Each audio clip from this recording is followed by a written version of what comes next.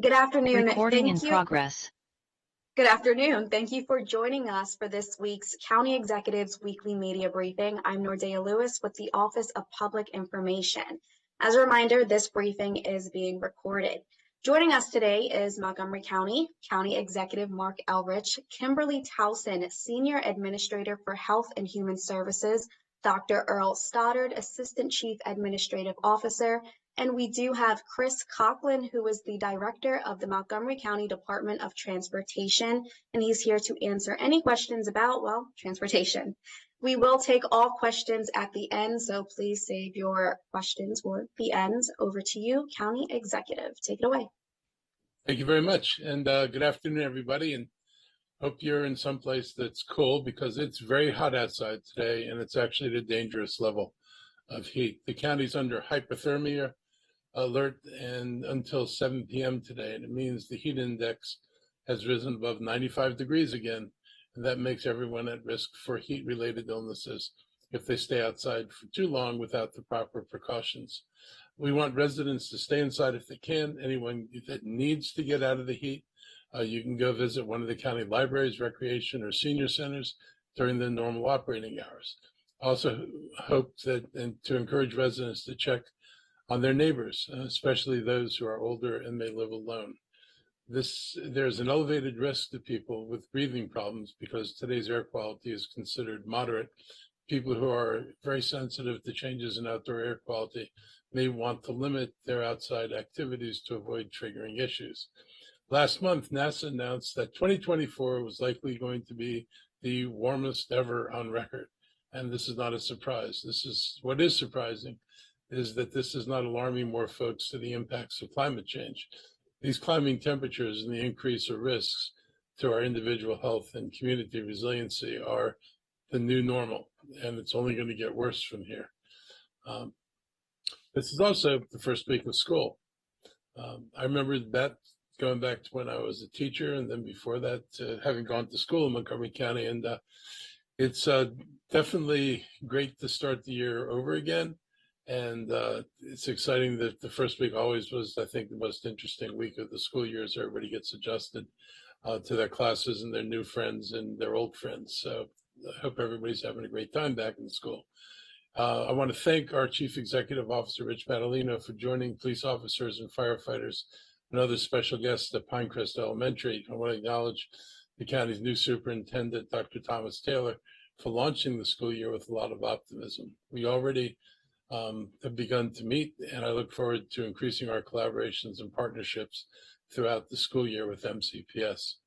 I'm very pleased that MCPS is addressing the cell phone issue in schools and social media usage with a new pilot program that's dubbed Away All Day Plan. Schools have up until next week to voluntarily sign up. I hope everybody voluntarily signs up. This program is going to restrict cell phone use to before and after classes begin. Students in other middle and high school campuses will continue to have access to their phones at lunch. High schoolers are also allowed to be on their phones between classes. This is a good start, and I hope it becomes policy throughout MCPS. Also announced with the cell phone policy is a new directive to block all social media sites like TikTok and Instagram throughout the MCPS web service. These are good first steps. We need students to focus on why they're at the classroom. As a former school teacher who was primarily in the classroom before these devices became ubiquitous, I can't imagine what it must be like to stand in front of such a distracted classroom. Actually, I can, because over the past couple of years, I've visited a couple of schools, and it was really disturbing to see a classroom and somebody trying to teach or talk to the students and watch kids playing games or sending messages on their cell phone and completely tuning themselves out of the class. It should not be that easy to distract yourself from class. I think having phones on in the classroom is a serious problem, and I hope that this pilot becomes reality for everybody. As I said before, cell phones also offer easy access to social media sites, which students primarily communicate on. And we know that social media can be detrimental to someone's mental health.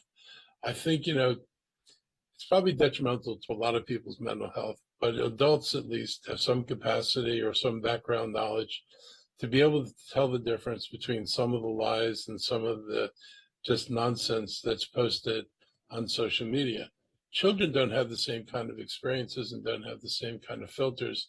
So it's much easier for them to believe things that are put on social media that are just outrageous and just nothing more than lies. Kids don't have the filter of the experience to understand these things aren't true in many cases. So children are at particular risk for being victims of inappropriate messaging that incites or encourages people to do bad or risky things, and messages, frankly, that are sometimes targeted to make you feel inadequate about yourself. Last year, this U.S. Surgeon General, Vivek Murthy, called for a warning label on social media platforms. And statistics show that adolescents who spend more than 3 hours a day on social media face double the risk of anxiety and depression symptoms. Warning labels would not only provide greater awareness about the harmful impacts of social media on growing minds, it would also change behavior. That's what happened when warning labels were put on cigarettes. I'm glad that Montgomery County is part of a multi-jurisdictional lawsuit to hold social media sites accountable for their addictive natures, and MCPS and the Maryland Attorney General have all filed similar suits. Currently, this suit is going through pretrial motions and processes. Like life as a teenager is always hard and difficult. It's probably one of the most difficult chapters in a person's life sometimes. This is a chart that was included in our lawsuit filing of feelings of sadness and hopelessness in our youth. This chart from the CDC clearly demonstrates how much more difficult it's become to be young just over the past decade since social media has taken root in our lives. The increases in the rates for both genders are concerning, but the greater impact is on young women, and it's very alarming. The fact that nearly 6 out of 10 young females are experiencing persistent sadness and loneliness is pretty shocking. Some other statistics that were cited in our lawsuit include the share of children seriously considering attempting suicide increased 11% from 2011 to 21, up to 22% of all high school students. The share who created a suicide plan increased to 18%, and from 2007 to 2018, suicide rates among youth aged 10 to 24 in the United States increased by 57%. In 2018, suicide was the second leading cause of death for youth aged 10 to 24. And from 2007 to 2016, emergency room visits for youth aged 5 to 17 rose 117% for anxiety disorders, 44% for mood disorders, and 40% for attention disorders. These are pretty, I think, alarming statistics. And I don't think there's much doubt that social media plays a role in much of this. President Joe Biden, in his 2022 State of the Union, called for us to hold social media accountable for the national experiment they're conducting on our children for profit. I'm glad that our county, our school system, and our state are pursuing this legally. These lawsuits make a difference. In 2019, this county sued e-cigarette maker Juul in a class action lawsuit with other jurisdictions. Due to that law school, this school year, we will have $2 million of investment to install vape detectors in all county high school and to address a common complaint about vape and drug use during school. So that's an example of how we've benefited from a lawsuit to help minimize the use of vapes and other things during the school day. The statistics don't lie. Social media is just as dangerous to our children's health as cigarettes and e-cigarettes, and the companies that profit from this need to be held accountable. This is also the beginning of the school. We're hypersensitive to school safety and school traffic safety in specific. And if you're not aware, there's this special focus on traffic around schools. To start the year, police are looking for drivers who speed, run red lights, and do not stop for pedestrians. We will also continue to rely on our automated traffic enforcement unit, which monitors speed cameras in and around schools. In addition to that, all school buses are now equipped with cameras to catch and find drivers illegally passing stop school buses. Those tickets result in fines and could cost the driver up to 3 points on their driver's license. According to MCPD, there were more than 48,000 drivers captured by school bus cameras illegally passing a stop school bus last year. Our Department of Transportation has been helping improve safety training and traffic safety through extreme outreach efforts and by developing the Safe Routes to School program. It reviews the school walk area for each MCPS school, with about 15 schools reviewed for safety improvements each year. This summer, safe crossing infrastructure, such as crosswalks, median refuge islands, and curb ramps were added to Sally K. Ride, Judith Resnick, and Pinecrest Elementary Schools. Herbert Hoover and Earl B. Wood and Francis Scott Key Middle Schools were also upgraded. I want to thank Dr. Taylor for helping prioritize traffic safety, saying MCPS will be providing, quote, a higher level of customer service, unquote, for those who have transportation issues, and they are manning a transportation hotline. The MCPS transportation hotline number is 240-740-7790. We want to make sure you have that information to share with your audiences. So hopefully that'll be part of whatever stories you put out there. This weekend, 4 transit stations along the Red Line will be back open to the public. It's been a long wait for commuters who rely on trains coming through Glenmont, Wheaton, Forest Glen, and Silver Spring. I want to thank everyone for their patience and the construction crews who've been working throughout the summer to meet the August 31st deadline to limit these disruptions. The Tacoma station was closed for only a month, but has since reopened. The closures allow crews to build part of the new Purple Line mezzanine, and they also do rehab. They've done a lot of rehab on the Red Line, and I saw a list of all the projects they'd done. It was pretty substantial. Thousands of feet of rail were replaced, among the other improvements, and lots of concrete was restored and track signals replaced along the route. I'm glad that this work is being completed on time, and I appreciate WMATA's efforts and partnership throughout this disruption to commuters and all those who count on the Red Line for transportation. We appreciate that the state has made a decision to continue the bus-only lanes. These are only 7 miles of a state road in the county to evaluate the impact now that the metro stations have reopened. The pilot program will extend through at least December, thanks to an agreement with the Maryland Department of Transportation and WMATA. COVID is still with us. And so today's update, vaccines are the cornerstone of a COVID-19 prevention policy. And I'm happy to learn that very soon some new vaccines will be available. Last week, the FDA approved and granted emergency use authorization for new COVID vaccines that correspond to the KP2 strain. The rule of thumb this time is that if you've not had a COVID-19 vaccine within the last 2 months, then you need to get the updated shot now. COVID-19 vaccines should be an annual flu shot to your arm in order to have the best protection possible. You could compare the need for them to the need for a flu shot, but you also have to realize that COVID continues to be a much more lethal illness than the flu, even though vaccines have been developed for both. Some more people still die from getting COVID than who die from getting the flu. Common sense prevention methods should also be regularly used, especially now that school's back in session. So it's important for every member of your family to remember to wash their hands regularly and stay home if they are sick. And I've got a bunch of friends staying home. This has been going on for a couple of weeks. Everybody got COVID from crowded conditions, it seems. And I wish everybody a speedy recovery. On Thursday, we honored the lives lost to overdoses as part of International Overdose Awareness Day. Last year, we saw a surge in overdoses in our youth that prompted an elevated concern among families in our community who are desperate for answers.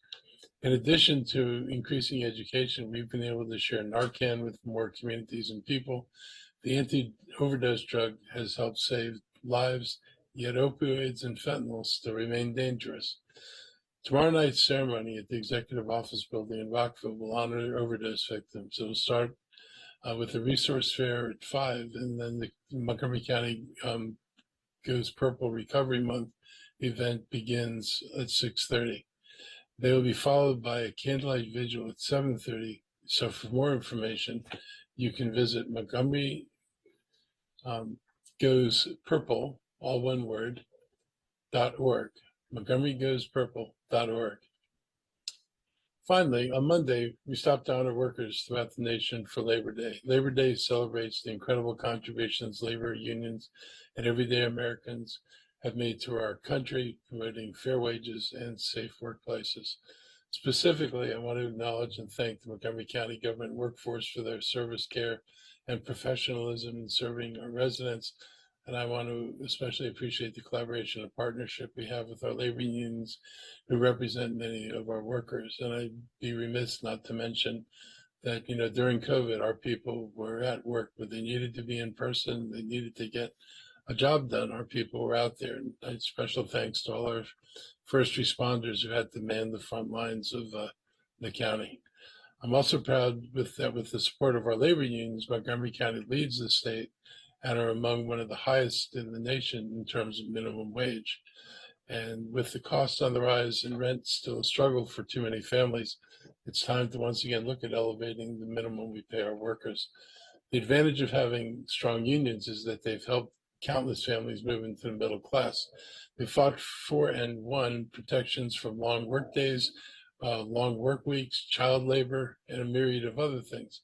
Many families benefit from health care protections and pensions that can be attributed to the work of the unions. Unions have made life better, not just here and around, but around the world.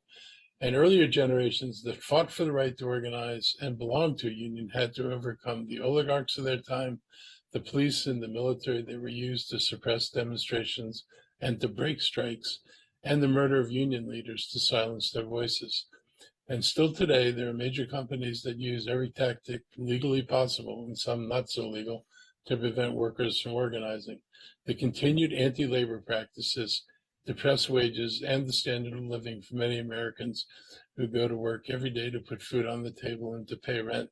We as a society have a wealth of public policies and assistance programs that help make ends meet for these people, programs which wouldn't be necessary if workers earned enough money to support their families. Effectively, anti-labor companies unload the true costs of labor onto us in the public sector who have to create policies and programs to mitigate the impacts of those unfair anti-labor practices. Labor Day will celebrate the dedication to building a society where more people share in the wealth that is created by labor. I grew up with parents who reminded me pretty much constantly that you could stack all the gold in the world at the entrance of a coal mine, and not a single ounce of coal will come out of that mine without the human labor, the miners who dig it out. And I thought that kind of captures the best as possible, that money alone and wealth alone does not produce products and does not advance society. It is human beings who do the work that ultimately make it possible for us to turn on our lights, sleep in comfortable beds, and ride transportation to get ourselves to and from work. All that brought to you by working people. And capital plays a role, but it does not play the only role. And speaking of work, I'd like to invite others on this call to provide any updates before we take your questions. That way you can work on some news stories. So I'll turn it back over to Nordea and whoever goes next. Thank you so much, County Executive. Do we have any health updates, Kimberly?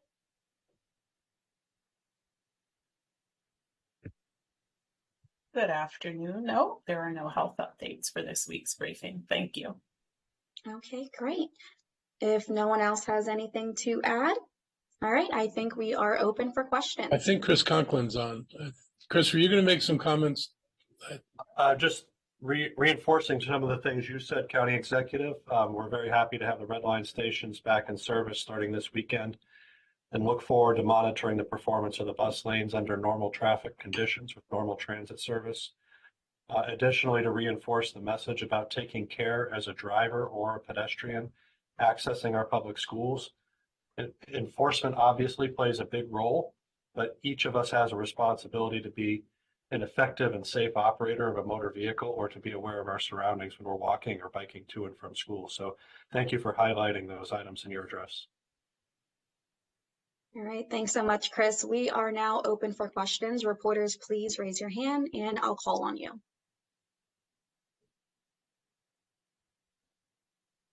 Any questions? Dominique? Or Dominic? No, you got it right the first time, Dominique.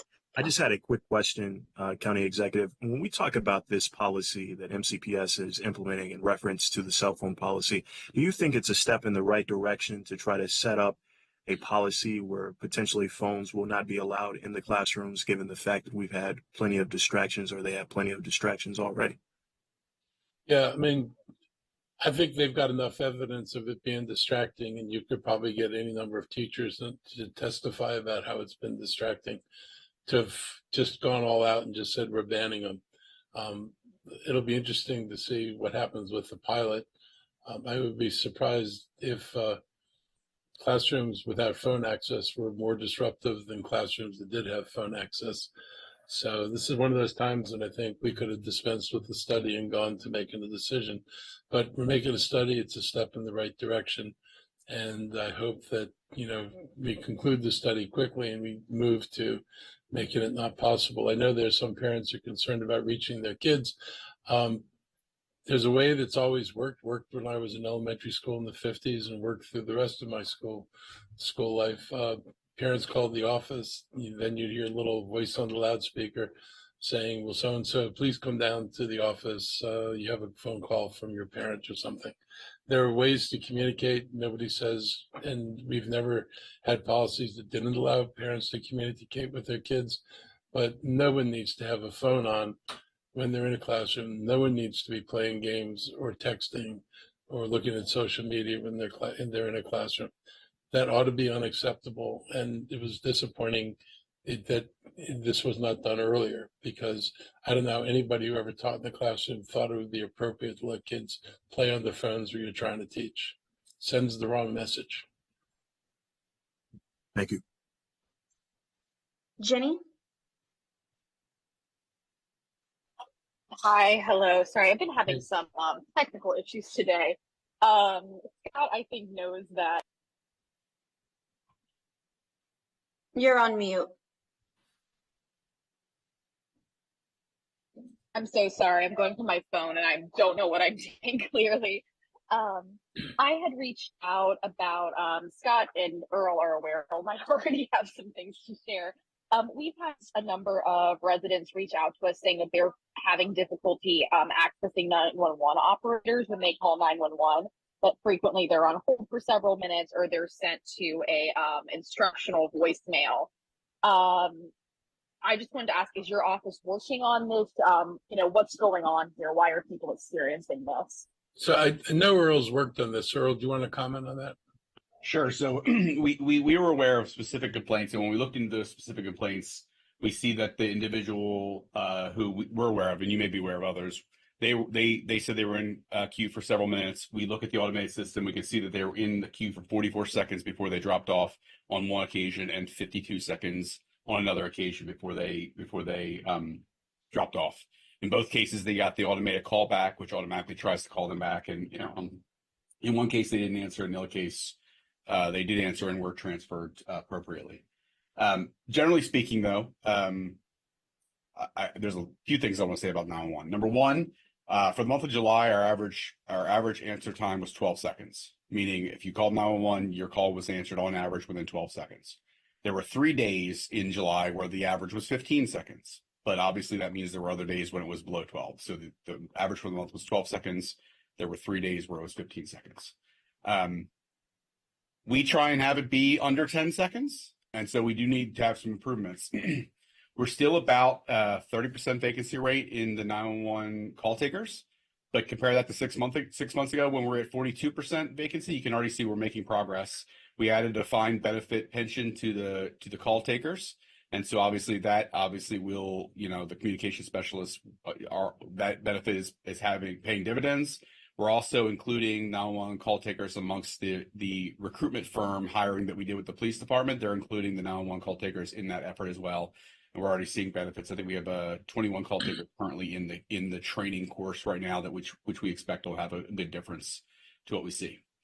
As a general principle, 911 centers across the country are facing really challenging times, and number one, it's a hard job, but number two, with the proliferation of cell phones, any car accident in Montgomery County, no matter how serious, we get 10 to 30 people calling 911 to report that incident with their cell phones. That ties up the call takers and puts people who are calling for other incidents at the same time in a queue to be answered while the call takers are sort of working their way through the 10 to 30 people calling concurrently about the same incident that's occurring.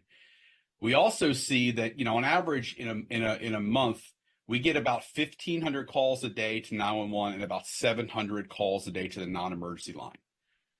Based on what we see, those numbers should be inverted, meaning there are a lot of people calling 911 who really they should be calling the non-emergency line to report what they're reporting. And those 911 calls that are being taken up by people who are calling with non-emergent issues are delaying the response that the people calling 911 who really need 911 get. And so we're working on some additional solutions using AI. For example, we're trying to set up an automated tow, like people calling for a tow of a vehicle. We're trying to set up an automated line for a tow call. That's an option that we're looking at that will handle about 30,000 calls a year that we get for towing vehicles. We're also looking at, having alarm calls go not through the 911 system, having go a separate system. And then obviously I think Arlington County recently did an AI-based non-emergency call line answering service. We as a region are all paying attention to what they learned from that process and figuring out ways that we can replicate that in here in Montgomery County. And finally, this actually came with the drone program. We got access to a system called Live 911, where actually our police officers in their cruiser or their supervisors can actually hear the 911 calls as they're coming in. And so that actually is another way that we're trying to integrate a new service that will allow faster responses, even while the 911 call system is taking information to try and expedite responses, not just the call taking process. So certainly able to answer any follow-up on any of those things I brought up, but we need to improve. We need to get under 10 seconds for sure. But I think that it is rare that people experience these queues given our averages for any month that you look at in the month of, or in the calendar year 24 or before. That was all very helpful. Thank you. I might follow up with you personally later, but thank you. Not a problem. Absolutely. Judith? I'd like to go back to the cell phone issue in schools for just a moment, if I may. Years ago, the chief of police of the city of Rockville and I were invited to shadow students at Wooten High School for the day, and the chief's cell phone went off, and the kids razzed him nonstop for hours about, he gets to have his cell phone on and we don't, because at that time, students were not allowed to have their cell phones on in school.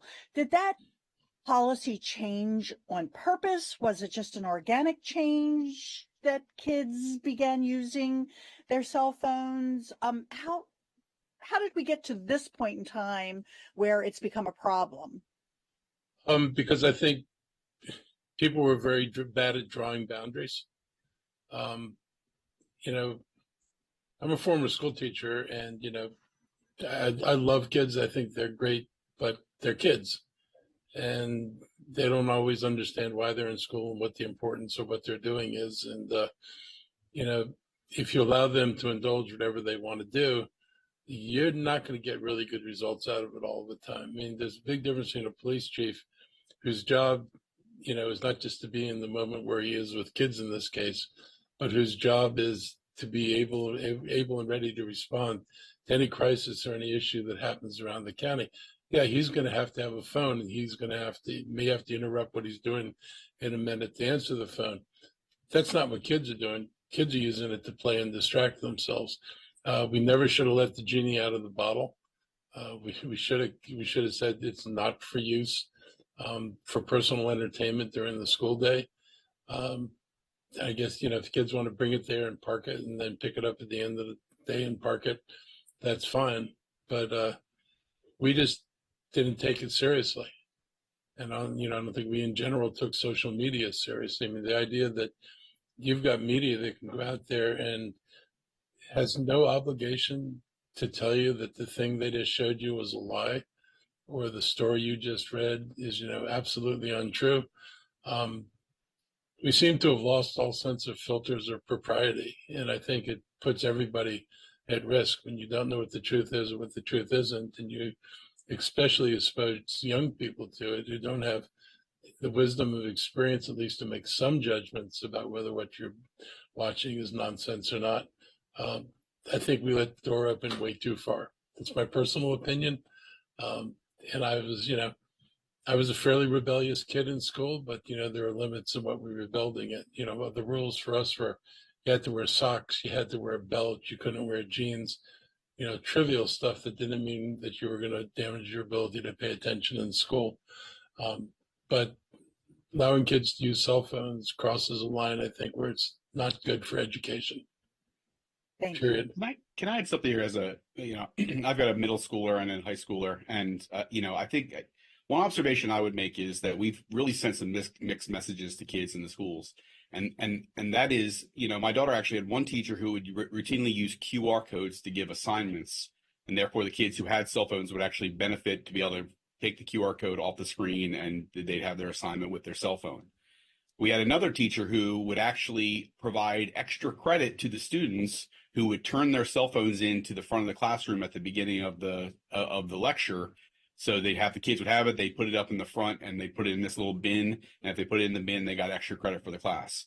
And so obviously that was my high school age daughter. I can't remember whether it was high school or middle school, but that was sending some really mixed messages to the students. And as a parent, what I've heard largely from other parents is parents want to be able to access their children if something emergent happens, either at the school or in their family that they need to notify the kid about. But I think, as the county executive alluded to, that can be achieved without actually having kids with their devices in the classroom utilizing them. And so what I would say generally is, obviously as a parent, I'm incredibly supportive of limiting cell phone access. And it gets even more complicated because with Apple Watches and other things now, you can not have your phone out and still be able to text and do other things. And so this is a really complicated space that MCPS is endeavoring into, and it'll be interesting to see how that gets dealt with over the next several years. But obviously, I think distractions in the classroom are something we've got to minimize, and I think that can be achieved without necessarily preventing parents from being able to send their kids messages between classes at lunchtime, whenever more appropriate times for cell phone use might be, but allow them to focus on their coursework while they're in the classroom. Thanks very much. Are there any other questions? Anything going once, twice? Okay, I think we're good. Well, thank you so much for joining us this week, and we will see you next time. Anything else you want to add, County Executive, before we close out? No, thank you very much. Hope everybody has a cooling week. I think we peak in bad news today, and then it seems to decline a little bit. And next week looks really good. All right, we'll see everyone next time. Okay. I did a sculpture of a guy named John Thompson. Anyone know who that is? A little bit of a basketball coach. And anyone here know who Earl